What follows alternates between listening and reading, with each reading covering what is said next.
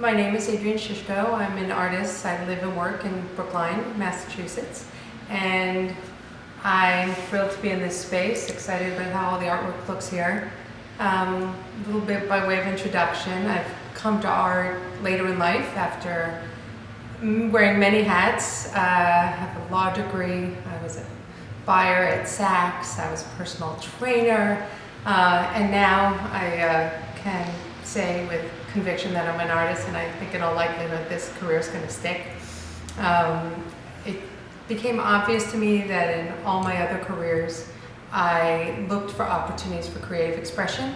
So as a lawyer, I was also vice president of marketing and was far more interested in how my prospectus looked and how it was laying out and what the graphics were like than really the substance. I paid attention to the substance, but I was more excited by it.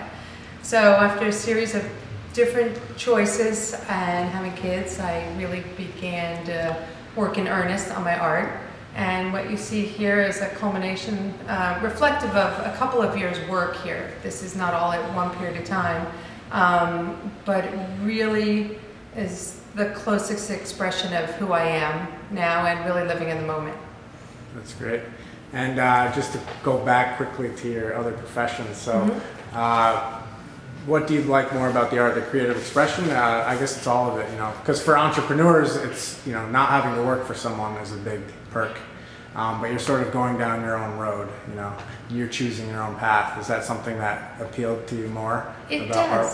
It does. I think my passion for art really illustrates how I'm kind of interested in lots of different things, and even my art is reflective of a riot of color because I'm attracted to so many different things, and even the body of work shows a lot of different choices. At times I have a black, white, and gray series, I have a print series, and this series, which is a bit more recent, and I think my true passion is painting.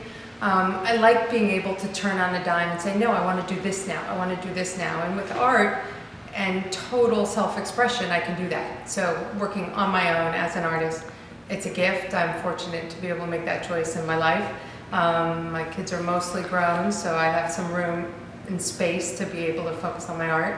And all the other work I did before informs what I do now, both an evolution from and a reaction against. So I think art to me is comprehensive, as good a choice as I can make.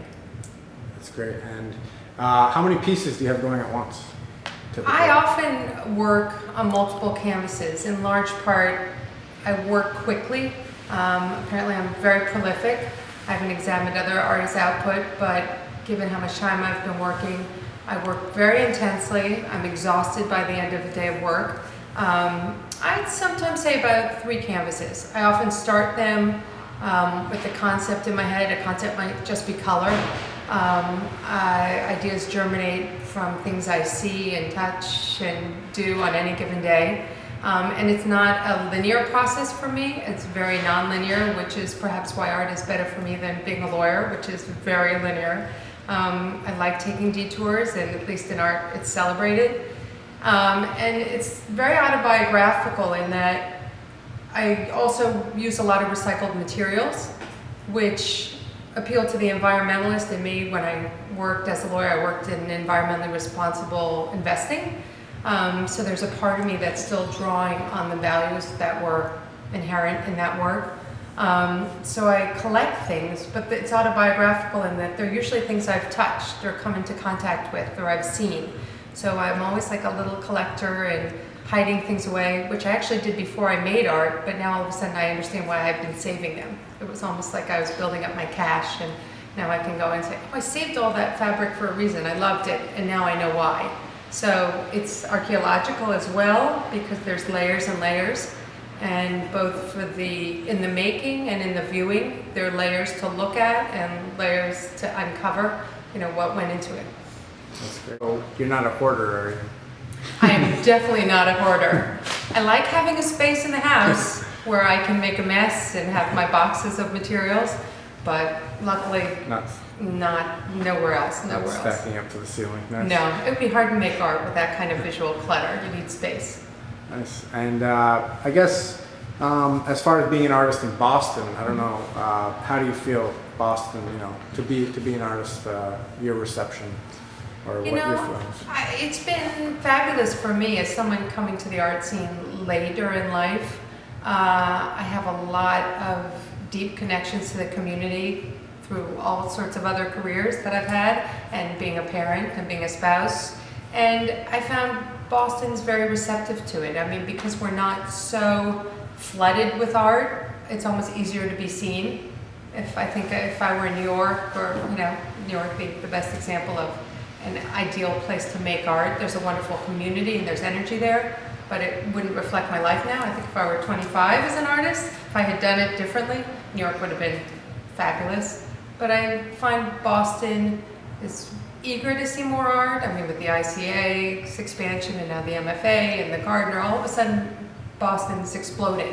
And I think Boston's far more receptive, ready to learn more, because we're moving beyond just the traditional MFA diet of classics to much more look at what art means today. And it's changing, it's different. Great. And then as far as what work you hung today, how do you feel it fits in the space here at Oficio? I think it fits great. I love the selection and the curatorial decisions that Nima made in choosing the artists who are reflected here. I know one of the other artists, Deb Putnoy-Wells. She's actually been a colleague and a teacher and a friend through my art education in the years I've been working on it. So I feel honored to be shown here with her. And having just met Jennifer, I love her work. I really like both of their works as well, so I think they all talk to each other. There's a nice dialogue. It's very contemporary. And the space is wonderful because it's a real functional space, but yet it also isn't a plain white box that allows the art to stand on its own. So it's a nice place for people to interact with the art without just standing in a museum.